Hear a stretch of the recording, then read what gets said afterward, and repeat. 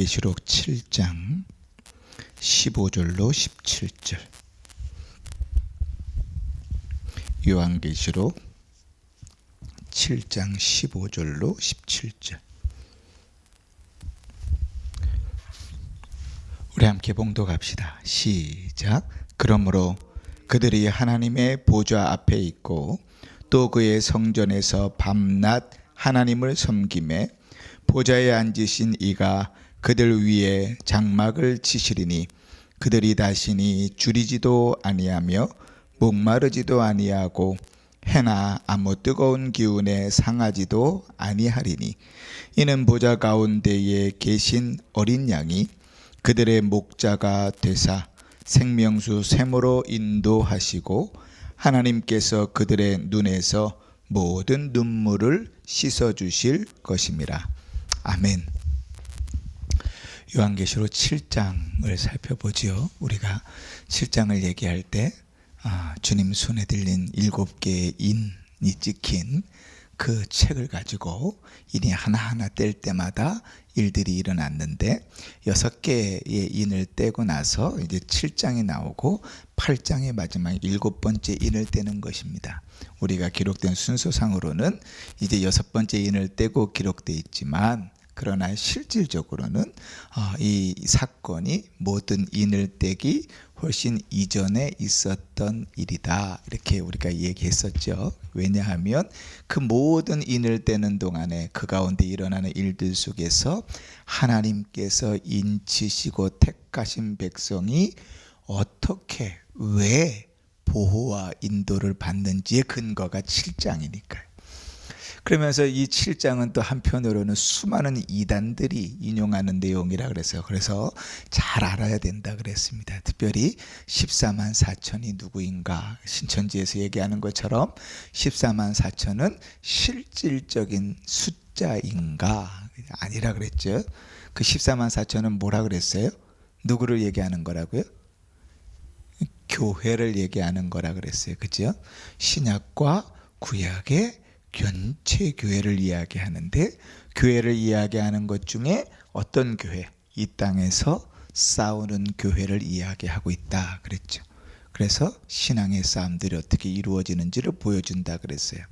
그렇게 14만 4천을 보고 나서 이제 9절부터 보면 다시 요한이 또 보니까 거기에 하늘의 모습들이 드러나는데 거기에 있는 이들이 찬송하는 내용들이 드러납니다. 먼저는 교회가 하나님을 찬송하는 내용이 드러나고 그 다음에는 천사들이 그 찬송과 함께 화답하며 또 하나님을 찬송하는 내용들이 드러납니다. 이게 지난주까지 한 내용이에요.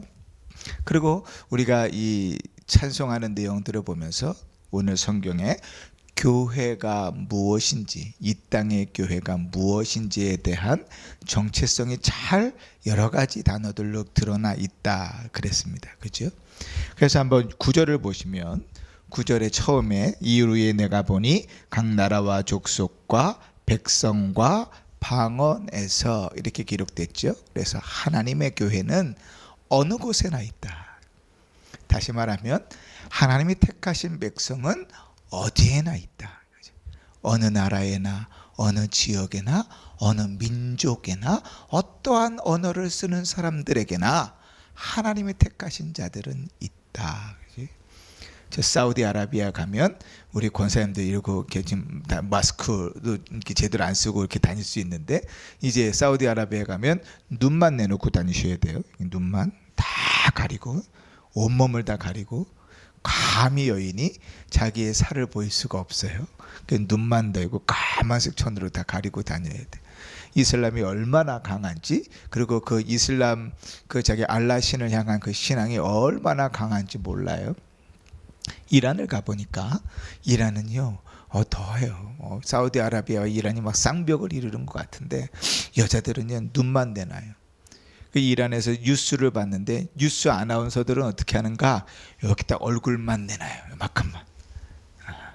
이야, 제가 충격을 받았어요. 어떻게 연애를 해? 어떻게 얼굴은 봐 결혼을 할 거 아니야. 그 여자의 집에 가야만 비로소 얼굴을 볼 수 있대요. 이야, 그 신앙심이 그렇게 투철하죠. 그런데 그렇게 알라를, 이방신을 씻는, 알라를 믿는 신앙이 투철하니까 거기에는 하나님의 백성이 없는가? 오늘 성경은 그렇지 않다. 민족이 다르고 나라가 다르고 언어가 달라도 하나님의 백성들은 그 어디에도 있다. 우리가 모를 뿐이다. 자, 그리고 또 이제 구절을 계속 읽으면 능히 셀 수 없는 큰 무리가 이렇게 표현하고 있습니다. 그러면 하나님의 백성들이 몇 명인가? 이단들이 여기는 것처럼 정말 14만 4천 명인가? 라고 얘기할 때 아니라 하나님의 교회는 능히 셀 수 없다. 우리가 이 능히 셀 수 없다는 이야기를 나눌 때 우리가 전제로 알아야 될 게 있다 그랬어요. 그 숫자가 정해져 있는가, 정해져 있지 않은가? 구원받은 숫자가 정해져 있는가, 정해져 있지 않은가? 이단들은 계속 우겨요. 구원받은 숫자가 정해져 있다고. 그러다 보니까 14만 4천 명이라고 우기는 거예요. 그런데 우리도 어떻게 얘기해요? 구원받은 자의 숫자는 정해져 있다, 이렇게 얘기하죠. 몇 명이냐? 모른다. 근데 어떻게 정해져 있다는 걸 아느냐? 하나님께서 세상을 창조하시기 전에 택하셨으니까, 예정하셨으니까 예정하신 숫자는 정확할 것이다. 정해져 있을 것이다. 하나님께서 예정하시고 이 땅에서 살아가는 동안에 예정을 했는데 예배드리는 신앙생활하는 꼴을 보니까 저거는 구원해서는 안 되겠다. 그래서 버리시는 경우가 있는가? 없다. 그지? 그 하나님께서 예정하시고 하나님 그들을 아시지만 예정하신 대로 그들을 믿게 하신다. 이해가 되시죠? 그래서 하나님 앞에서는 그 수가 정확하게 정해져 있지만 사람들에게서는 정해져 있지 우리가 알 수 없다 그랬어요. 여러분 참 이런 이야기들이요 되게 수준 높은 얘기입니다. 여러분 기도해 주셔서 제가 수련회 잘 갔다 왔는데 이 수련회에서 제가 강의를 맡아서 한 강의를 이제 그 전사님들, 강사님들, 목사님들한테 한 40여 명 모여 있는데 거기에 강의를 했던 주제가 이거예요. 이거를 보통 예정교리 그러죠. 예정교리 중에서 예지 예정이냐, 예정 예지냐 이렇게 얘기해요. 그 예지 예정은 뭔가 하면 하나님께서 믿을지 안 믿을지를 아시고 예정하셨다는 거예요. 그 예정 예지는 뭐냐면 하나님이 예정에 놓으시고 믿게 하신다는 거예요. 그지? 어렵지 않죠? 근데 이게 되게 어려운 거예요. 여러분 기도해 주셔서요. 제가 참 오늘 구역자 성경 공부 때도 간증을 했는데 전사님들, 강사님들이 눈이 파짝파짝파짝 해가지고 강의를 듣는데 너무 고맙더라고요. 이 어려운 거를, 이 어려운 일들을 논문을 쓰면서 어떻게 그들을 도울까 이렇게 생각하면서 논문을 썼는데 끝나고 났는데요. 막 학생들이 와가지고 강의 한 좀 보내주시면 안 돼요? 거기 인용했던 논문들 좀 보내주시면 안 돼요? 다 보내줬어요. 오늘 아까 다 수정해갖고 다 보내줬어요. 그 중에 어떤 분들은 이거 제가 이 강의 한 써먹어도 돼요? 얼마든지 쓰시라고. 얼마든지. 여러분 그 내용이 오늘 그 내용이에요. 하나님은 우리가 구원받은 자의 수가 몇 명인지 정확하게 아세요. 왜? 하나님이 택하셨으니까. 그죠? 자식을 낳았어요. 제가 예전에도 그런 예를 들었잖아요. 차를 탔는데 조카가 왔어요. 그래서 이제 자식이 4명이 됐는데 자 차에 타라 그러고 우르르 태우고 차는 출발했는데 애들이 셋이 있다가 넷이 되니까요. 하나가 없어진 줄 몰랐어요. 이 아빠가 문제가 좀 있죠. 그지?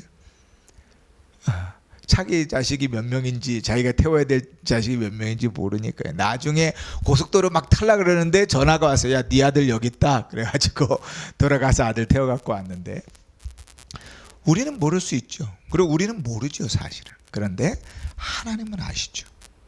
창세전에 하나님께서 택하신 자가 몇 명인 줄 알아요. 그래서 요한계시록 6장 11절에 이렇게 표현했죠. 그 수가 차기까지 기다려라.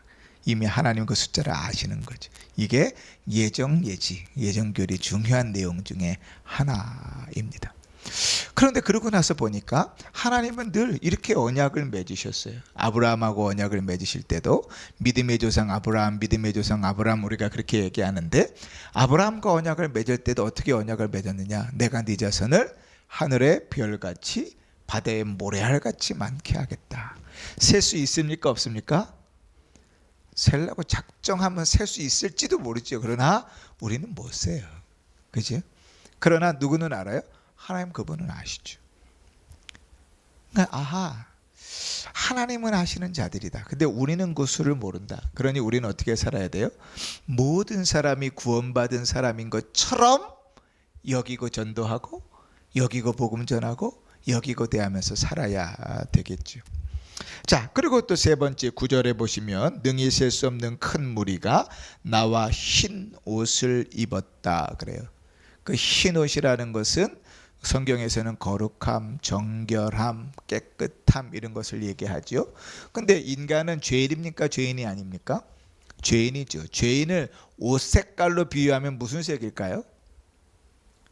검정색이겠죠. 뭐 지저분한 색이겠죠. 그런데 주님 앞에 서 있는 자들이 흰 옷을 입었어요. 아니 무슨 실력으로 그 옷을 깨끗하게 빨았을까요? 무슨 실력으로 어디다가 해서 깨끗하게 빨았을까요? 흰 옷 입다 보면요, 색깔이 누렇게 변하는 거 있어요. 와이셔츠를 저도 입으니까 누렇게 변해요. 그러면 그냥 빨아서는 이게 하얘지지 않아요. 삶든지 뭐 특별한 세제를 넣어서 해야지나 하얘진단 말이에요. 우리 죄악된 우리의 색깔을 보면, 우리의 옷 색깔을 보면 검은색 지저분한 색들인데 어떻게 하나님 앞에 있는 교회 성도의 옷은 흰 옷이 되었을까요? 우리 13절을 봅시다. 13절에 보니까 장로 중 하나가 응답하여 나에게 이르되 이 흰옷 입은 자들이 누구며 또 어디서 왔느냐? 내가 말하기를 내 주여 당신이 아시나이다 하니 그가 나에게 이르되 이는 큰 환난에서 나오는 자들인데 어린 양의 피에 그 옷을 씻어 희게 되었느니라.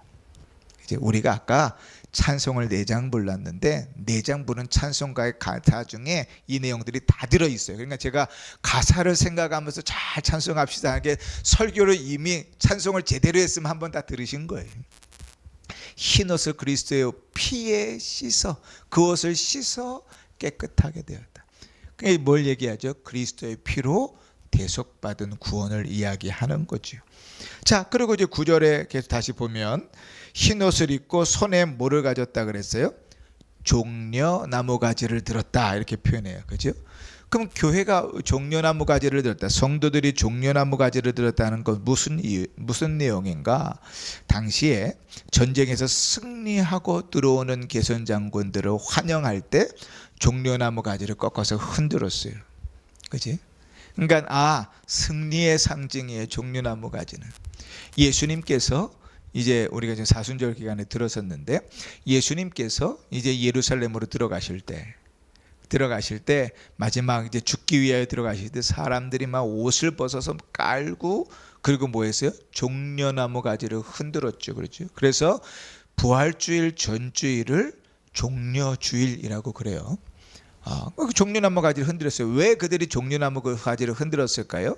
이 내용을 비춰보면 그리스도께서 예루살렘에 들어오시는 것이 무엇을 상징한다고 생각해요? 이제 로마의 압제로부터 우리를 승리하게 하실 것이구나, 구원해 내실 것이구나, 이기실 것이구나 라고 생각하고 있었던 거예요. 그러니까 종려나무 가지를 흔들면서 호산나 호산나를 외쳤죠. 그죠? 호산나가 무슨 뜻인지 다 아시죠? 그렇게 호산나를 외치면서 주님을 열렬히 찬송했는데 돌아가는 판세가 그렇지 않죠. 그러니까 그들이 호산나를 외치는 그들의 입을 열어서 죽여라를 외치는 거예요. 죽여라, 십자가에 못 박아라를 외치게 되는 거죠. 자, 그리고 또 이제 보면 종려나무 가지를 흔들고 보좌 앞과 어린 양 앞에 서 있다. 보좌 앞과 어린 양 앞, 이건 이제 하나의 문구와 같은 건데, 보좌에는 누가 앉아 계세요? 보좌에 누가 앉아 계세요? 그렇죠. 성부 하나님께서 앉아 계세요. 왜 성부 하나님이라고 표현해요? 그 옆에 어린 양, 성자이신 어린 양이 계시니까. 우리가 앞에서 쭉 다 살펴봤어요. 요한이 하늘을 봤더니 하늘 위에 보좌가 가운데 하나 있고 보좌에 성부 하나님께서 앉아 계시고 그 옆에 어린 양이 있고 그 어린 양을 둘러서 24개의 보좌가 있는데 24명의 장로들이 앉아 있고 그를 둘러서 4군데 동서남북으로 4천사가 있고 그 둘러서 수많은 백성들이 있고 그 둘러서 이제 바깥에는 천사들이 있었다 그래요. 우리가 그 모양을 그걸 하면서 계속 제가 얘기했어요. 머릿속에 이 그림을 넣고 계속 요한계시록을 읽으셔야 된다 그랬어요. 그죠? 그 보좌와 그 어린 양이 그 앞에 서 있다 이렇게. 그러니 우리가요 주님을 찬송한다고 할 때 특별히 성부 하나님에 대하여 성자 하나님에 대하여 찬송하는 일이 아니고는 언제나 늘 우리의 찬송은 성삼위 하나님에 대한 찬송이에요. 그러니까 성삼위 하나님이 무엇인지 누구인지를 우리는 정확히 고백해야 돼요. 우리가 사도신경을 좀 전에 고백했지만 사도신경 내용에도 성삼위 하나님을 고백해요. 시작이 어떻게 됩니까? 전능하사 천지를 만드신 하나님 아버지를 내가 믿사오며 성부 하나님이죠. 그 아들 우리 주 예수 그리스도를 믿사오니 그리고 성령을 믿사오며. 그러니까 신앙 고백 자체가 삼위일체 하나님에 대한 신앙 고백이라고요. 근데 오늘은 그 하나님을 어떻게 해요? 삼위 하나님을 찬송하는 것이죠. 그리고 또 천상의 교회는 어떤 곳인가? 14절에 보시면 큰 환난에서 나온 자들이다. 그래서 우리가 앞에서 살펴봤던 것처럼 교회는 싸우는 교회라고 그랬죠. 그죠? 이 땅에서 믿음을 지키기 위하여 싸우는 교회. 믿음을 지키기 위하여 싸우는데 그 싸움 가운데는 큰 환난이 있는데 그 환난 가운데서 주님께서 건져내시는 것이 교회다 그랬습니다. 자, 오늘은 이제 그 이어서 15절부터 이제 그러므로 이렇게 시작되죠. 그러므로 이렇게 시작되는 내용들은 뭔가 하면 하나님이 교회를 사랑하셔서 교회에 주시는 유익이 어떤 것인가 하는 거예요. 하나님께서 구원하셔서 하나님 앞으로 부르신 그 천상의 교회들, 천상의 성도들을 하나님께서 어떻게 대우해 주시는가. 우리는 이걸 보면서 두 가지를 생각해야 됩니다. 첫 번째 뭔가 하면 우리가 누릴 것이 그 일인 줄 알고 기대하는 삶을 살아요. 이 땅에서. 두 번째 뭔가 하면 이 땅을 살아가면서 그 은혜를 맛보게 하실 줄 믿고 이 땅을 살아가는 거예요. 이 두 가지 생각을 하면서 오늘 내용들을 좀 살펴보십시다. 먼저 15절을 보시면 이제 천상에서 있는 교회는 어떤 모습인가? 천상의 교회는 그들이 하나님의 보좌 앞에 있다 이렇게 표현해요. 하나님의 보좌 앞에. 우리가 앞에도 지금 살펴봤어요. 하나님의 보좌 앞에 있다. 하나님의 보좌 앞에 있다는 것은 뭐예요? 그 모든 성도들이 하나님 앞에 나아갔다는 거예요. 그럼 어떻게 하나님 앞에 나아갈 수 있을까요? 죄인인 우리가 하나님 앞에 나아갈 수 있는 이유는 오직 그리스도 예수뿐이죠. 그러니까 예수 그리스도로 말미암아 주님 앞에 나아갈 수 있다는 것은 다른 말로 하면 우리가 히브리서 10장에서 말씀하고 있는 것처럼 예수의 피를 힘입어 성소에 들어갈 담력을 얻었나니 그 길은 우리를 위하여 휘장 가운데로 열어놓으신 새롭고 산 길이다 이렇게 표현하죠. 그러니까 휘장을 열어놨다는 거예요.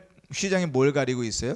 성소와 지성소를 가리고 있는데 지성소에는 하나님의 임재가 있는데 그리스도께서 죽으시면서 그 휘장이 위에서 아래로 찢어지면서 길이 열렸다. 누구나 다 하나님 앞에 나아갈 수 있는 길이 열렸어요. 이제는 천상의 교회는 성도는 어디에 서 있는 거예요? 하나님 앞에 서 있는 거예요. 졸리면 뒤로 가세요. 뒤에 가서 서서 은혜 받는 게 훨씬 나아요. 자, 두 번째로 교회는 그런 거예요. 두 번째는 그 교회가 어떤 모습인가? 그러므로 그들이 하나님의 보좌 앞에 있고 또 그의 성전에서 밤낮 하나님을 섬기매. 그 천국에서 성도들이 뭐 하는가? 천국에서 성도들이 뭐하는가? 밤낮 하나님 앞에서 주를 섬긴다. 그래. 이 섬긴다는 말은요, 원래 헬라어에서는 어떤 동사인가 하면 하나님을 예배한다 이런 동사예요. 그러니까 밤낮 하나님 앞에서 성도가 하는 일은 뭐예요? 예배드리는 일이에요. 지금 뭐 이 땅에서 1시간 예배드리는 것도 엄청 힘든데 천국에 가면서 24시간 뭐 계속 하나님 예배하는데 죽겠구나. 천국에 가지 말까요? 그죠? 이 땅에서 1시간 예배드리는 것도 막 죽겠는데 막 이 천국에 가서 24시간 하나님 예배한다면 얼마나 괴롭고 힘들겠어요. 막. 그런데 신자가, 교회가 하나님의 보좌 앞에서 하는 일은 뭔가 하면 밤낮 하나님을 찬송하며 예배하는 일을 한다고요. 그러면 밤낮 하나님을 찬송하며 예배하는 일이 어떤 것인가? 그냥 죽지 못해서 그냥 뭐 어쩔 수 없어서 여기서 그냥 겨우 막 버텨가면서 막 욕 먹어가면서 막 그렇게 예배 드리는 게 아니라 그 마음 속에서부터 얼마나 기쁨과 감사가 넘치는지 늘 하나님을 예배하는 일들이 행복한 거예요. 그러니까 저는 우리 성도님들이 이런 맛을 좀 봤으면 좋겠어요. 그 예배 시간에 견디지 마시고 예배 시간에 좀 하나님을 만나셔서 말씀 가운데서 성령이 임재하고, 하나님 분명히 약속하셨잖아요. 내가 함께 하겠다. 좀 하나님 여기 함께 계시는데 함께 계시는 그 하나님께서 임재하시고 내 영혼을 터치하시고 내 마음을 만져주시는 게 경험되어졌으면 좋겠어요. 그 괴롭고 힘든 게 아니라 행복했으면 좋겠거든요. 예배 드리는 것이. 뭐 몇 명 나오지도 않는데 뭐 예배 안 드리면 안 되나? 그잖아요. 새벽에 그 힘든데 그 예배 안 드리면 안 되나? 그게 그런 마음이 아니고 나오지 말라 그래도 나오고 싶을 정도로 나와서 예배하고 싶을 정도로 그 마음에 기쁨이 있다고요. 어디에서는 천상에서 예배는. 그러니까 하나님은요 이 땅을 사랑하면서 우리에게 예배를 허락하신 것은 너희가 참 괴롭고 힘든데 예배를 잘 견디면서 어떻게 좀 해봐라 고 하시는 게 아니고 이 땅에서 예배를 드리면서 천국에서 예배하는 맛을 보게 하시는 거예요. 시식 코너예요 여기는. 근데 시식 코너인데 막 졸리고 막 괴롭고 막 나오기 싫고 이러면 천국 가고 마음이 안 생기지 않겠어요? 천국 가서 계속 예배만 드린다는데 가고 싶으세요? 가고 싶으세요? 가야죠. 그 맛을 좀 보시라고. 이 땅에서 괴롭게 버티지 마시고 그 은혜를 좀 누려보시라고. 소원하면서 그런 문제 가지고 금식하면서 기도하는 거예요. 주님 나 죽이시더라도 내가 이 곡기가 끊어지더라도 좀 이번 주일날은 은혜를 받아야 되겠으면 금식하면서 기도해 보시라고. 하나님은 그 은혜를 안 부어주시나. 그죠? 자, 그렇게 하나님의 예배를 드린다는 거예요. 그런데 이제 또 하나 보십시다. 다시 이제 15절로 넘어가면, 그러므로 그들이 하나님 보좌 앞에 있고 또 그의 성전에서 밤낮 하나님을 섬기매. 여기 지금 뭐가 등장해요? 성전이 등장해요. 자, 이 땅의 성전은 눈에 보입니까 안 보입니까? 보이겠죠, 그죠? 솔로몬이 지은 성전도 있어요, 그죠? 그 다음에 누구죠? 종살이 하다가 돌아올 때 수룹바벨이 지은 성전도 있어요. 그런데 이제 뒤에 가면 헤롯이 지은 성전도 있는데 그 다 무너졌어요. 없어요. 그런데 하나님께서 그 에스겔을 통해서 하나의 성전을 보여주세요. 그거는 실제로 지어지지 않은 성전이 하늘에서 보여질 성전이죠. 그런데 천국에 가면, 천국은 이 물질적인 세계가 아니잖아요. 그 성전이 실제로 있을까? 그렇게 생각하지 않아요. 그러면 성전이 어떤 의미인가? 이걸 이야기하겠죠. 성전은 뭐 하는 데죠? 하나님을 만나는 장소죠. 하나님의 임재의 장소죠. 그러니까 성전, 하늘나라에 가면 성전에서 하나님을 찬송한다는 말은 다른 말로 하면은 우리가 밤낮 주와 함께 주를 예배하는 삶을 살아간다는 것이죠. 자, 그리고 또 이제 15절로 넘어가 15절 마지막에 보면 하나님을 섬김에 보좌에 앉으신 이가 누구죠? 하나님, 성부 하나님이시죠. 보좌에 앉으신 이가 그 위에 그들 위에가, 그들이 누구예요? 온 교회 성도들 위에 뭐를 치세요? 장막을 치신다. 여러분, 이 장막을 친다는 표현은요, 하나님께서 보호하시고 함께하시고 책임지신다는 거예요. 요한복음 1장 14절에 보면 말씀이 육신이 되어 우리 가운데 거하심에, 이런 표현이 있죠, 그죠? 말씀이 육신이 되어 우리 가운데 거하심에. 근데 이 우리 가운데 거하심에라는 이 표현이 헬라어 성경으로 그대로 읽으면 말씀이 육신이 되어 우리 가운데 장막을 치시며, 이런 뜻이에요. 그러니까 하나님께서 장막을 치신다는 건 뭐예요? 하나님께서 그들과 함께 하신다는 거예요. 그러니까 하나님께서 함께 하시는데 장막을 친다는 것은 다시 말로 하면 하나님께서 함께 하시면서 그들을 보호하고 인도하신다는 거예요. 그럼 어떻게 보호하시는가? 16절 봅시다. 그러면 그들이 다시는 줄이지도 아니하고 목마르지도 아니하고 해나 아무 뜨거운 기운에 상하지도 아니하리니. 자, 줄이지도 아니하고 목마르지도 아니하고 해나 어느 뜨거운 곳에서 상하지도 않는다라는 말을 우리는 어떻게 이해를 해야 되냐면, 하나님께서 우리를 보호하시고 인도하셔서 부족함이 없다, 이렇게 이해를 해야 되겠죠. 그죠? 예수님께서 이렇게 말씀하세요. 요한복음 6장에 예수께서 이르시되 나는 생명의 떡이니 내게로 오는 자는 결코 배고파 죽을 것이다, 이렇게 표현하셨어요. 줄이지 아니할 것이요 나를 믿는 자는 영원히 목마르지 아니하리라. 그 일이 어디서 이루어져요? 하늘나라에서는 영원히 그 일들이 이루어진다고요. 요한복음 10장에 도둑이 오는 것은 도둑질하고 죽이고 멸망시키려는 것뿐이요 내가 온 것은 양으로 생명을 얻고 더 풍성히 얻게 하려 함이라.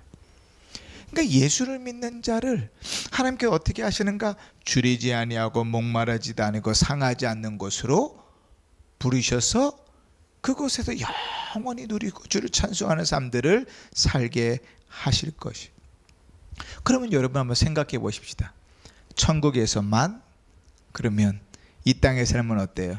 맨날 굶주리고 목마르고 상하면서 살아가는 삶이니까 괴롭고 힘들까요? 아니요. 하나님께서 천국에서 그러신다면 이 땅의 삶에서도 하나님께서 우리를 어떻게 하시겠어요? 책임지시고 보호하시고 인도하시겠죠. 그래서 예수님께서 말씀하신 내가 줄이지 아니하고 영원히 목마르지 아니하고 생명을 얻고 더 풍성히 얻는다는 이 말씀들은 천국에 가서야만 비로소 이루어진다는 게 아니라 이 땅에서도 너희가 그렇게 살 것인데, 너희가 그 맛을 보면서 살 것인데, 천국에 가면 그 모든 이 땅에서의 연약함과 부족함들이 사라지고 주와 함께 주님의 진장막에서 영원히 기쁨으로 예배하며 그렇게 살아갈 것이다, 이렇게 말씀하고 계시는 것이죠. 자, 그리고 마지막 17절을 보십시다. 이렇게 표현합니다. 이는 보좌 가운데 계신 어린 양이 그들의 목자가 되사 생명수샘으로 인도하시고 하나님께서 그들의 눈에서 모든 눈물을 씻어 주실 것임이라. 누가요? 그리스도께서. 그죠? 그러니까 다시 말하면 이 땅을 살아가면서 주님의 관심도 없다가, 그죠? 천국에 오니까 비로소 관심을 가져주시는 것이 아닐 것이다. 천국에서는 명확해요. 어린 양 되신 그리스도께서 그 택하신 자들 교회를 향해서 하나님께서 줄이지 않고 목마르지 않고 부족함이 없이 그들을 이끌어 가실 것이고 눈물을 다 씻어 주실 것이다. 고통과 걱정과 염려를 다 없게 할 것이다. 천국은 그런 곳이에요. 주님과 함께 있는 곳은 그런 곳이에요. 그러면 이 땅에서는요, 이 땅에서는 하나님께서 우리를 보호하시지 않고 인도하시고 무시하고 생각하지 않고 계시다가 그 땅에 왔을 때 비로소 그러실까요? 아니요. 이 땅에서도 우리를 이렇게 맛보게 하시는 거죠. 우리가 요한계시록을 처음 시작할 때 어떻게 시작했냐면, 요한계시록은 당시 환난과 핍박을 받는 교회를 위로하는 성경이라 그랬잖아요. 그죠? 그러면 환난과 늘 괴로움에 눈물을 흘리고 예수 믿는 일 때문에 배고프고 예수 믿는 일 때문에 목마르고 예수 믿는 일 때문에 상한 자들, 그들을 향해서 무엇이 위로가 되니까? 걱정하지 말아라. 이러한 삶이 너희 인생의 끝이 아니야. 너희가 하나님께서 예비해 놓으신 그 나라에서는 영원히 목마르지도 않고 배고프지도 않고 상하지도 않고 눈물을 다 씻어주실 거야. 위로해 주시는 거죠. 그러면 희망 고문처럼 막 미래에 있을 일만 바라보면서 위로를 삼아요? 아니요. 이 땅에서도 하나님께서 그들이 그 일들로 인해서 고난과 역경들을 견디어 나가게 하시고 감당하게 하시며 기쁨을 누리며 살아가게 하시는 거죠. 그러니 여러분, 우리의 삶 속에서 천국을 소망하며 산다는 것은 이 땅에서 내가 살아가는 삶의 자세를 바꿔요. 그죠? 여러분 한번 생각해 보세요. 지금 우리 집에 물이 뚝뚝 새입니다. 물이 뚝뚝 새고요. 뭐 수도꼭지를 열면 수도도 제대로 나오지 않고요. 그래서 씻지도 못하고 밥도 제대로 못해 먹고 막 이런 상황이에요. 어려운데. 그런데 다음 달에 이사를 가는데 새로 지은 아파트, 아주 좋은 아파트로 이사를 가요. 그러면 지금 되게 힘들어도 이게 견뎌질 만 하겠습니까? 견뎌질 만 하지 않겠습니까? 그렇죠. 그 물을, 생수를 사다라도 밥을 해 먹고, 좀 비싸도 뭐 물을 갖다가도 옆집에서 물을 좀 가져다가라도 뭐 씻는 한이 있어도 그 불편을 다 감당하면서 견디어 나가겠죠. 뭐가 있으니까? 한 달 후에 이사 갈 집이 있으니까. 하나님께서 이 땅을 살아가는 성도들을 그렇게 위로하신다고요. 천국에서 너희가 살 영원한 집들은 그런 것이다. 너희가 천국에서 누릴 일들은 그런 것이다. 너희가 천국에서 할 일들은 그런 것이다. 그러니 이 땅에서 주어진 삶들 속에서 그것들을 잘 감당하며 살아라. 이게 첫 번째 의미죠. 그러나 두 번째, 우리가 서두에도 말씀드렸어요. 이 말씀을 통해서 하나님 뭘 얘기하신다고요? 하나님께서 천국에서만 그럴 것이니까 이 땅에서는 죽도록 고생이나 해라. 대충 그 모양 그 꼴로 살아라. 이렇게 얘기하시는 게 아니라 그랬죠. 그지? 맛보게 하신다고요. 괴롭고 힘든데 그 속에서 맛보게 하신다고요. 예배를 드리면서 성령께서 우리의 마음을 움직이시고 우리 가운데 역사하시고 하나님을 만나시고 그 은혜 가운데 그 하나님 일하심들을 누리면 그것이 소망이 되고 믿음이 되어지면 인생이 달라지는 거죠. 그 주어진 여건들이 감당되어지는 거죠. 그게 신자에게 주어지는 일들입니다. 그래서 이 땅의 교회를 표현할 때 큰 환난에서 나온 자들, 승자들을 그렇게 표현했어요. 이 땅에서 믿음을 지키며 살아가는 삶들은 쉽지는 않습니다. 그러나 계시록을 통해서 하나님께서 우리에게 보여주시는 것은 걱정하지 말아라. 이렇게 살다가 죽으면 끝나는 것이 아니다. 하나님 아버지 앞에서 주님을 영원토록 예배하며 찬송하며 살아갈 때 하나님께서 너희의 모든 그늘이 되시고 장막을 쳐주시고 너희가 줄이지도 아니하고 목마르지도 아니하고 상하지도 아니하고 너희 눈에 있는 모든 눈물을 씻으셔서 너희 안에 참 기쁨과 즐거움과 행복함만이 있게 하실 것이다. 걱정하지 마라. 그날을 소망하면서 살아라. 두 번째는 그러므로 그날을 소망하며 살면서 이 땅에서 주어진 삶들을 잘 감당하고 살아라. 그냥 저는 천국에서나 그러고 살래요. 그 예배도 버리고 기도하는 것도 멈추고 성경에 있는 일들도 멈추고 믿는 자 같이 살아가는 것도 멈추고 천국 가면 하죠. 뭐 천국 가면 영원히 한다는데 굳이 뭐 여기서 그렇게 힘들게 할 필요가 있을까요? 하는 자들에게 아니다. 천국을 소망하는 자는 이 땅의 삶이 다르다. 구원받은 자는 이 땅의 삶이 다르다. 소원하는 바가 다르고 믿는 바가 다르고 살아가는 자가 바가 다르다. 걱정하지 말아라. 조금만 더 견뎌라. 조금만 힘을 내라. 위로하시며 격려하시는 하나님의 음성일 것입니다. 우리에게 천국의 소망이 있는가? 물어보십시다. 이 예배가 행복하지 않으면 천국의 소망을 가질 수가 없어요. 평생 영원토록 주를 예배한다는데 이 예배가 막 괴로우면 그 괴로운 일을 천국에서 어떻게 하겠어요?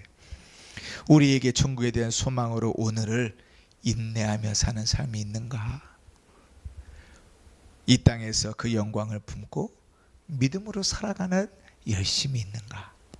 우리의 삶들을 좀 돌아보면서 우리의 삶들이 그렇게 하나님 앞에 믿음의 삶, 하나님 앞에 기쁜 삶, 행복한 삶, 하늘의 맛을, 하늘의 기쁨을 맛보는 그런 복된 삶을 살아갈 수 있기를 주의 이름으로 축원합니다. 아멘. 우리 이 시간 함께 기도할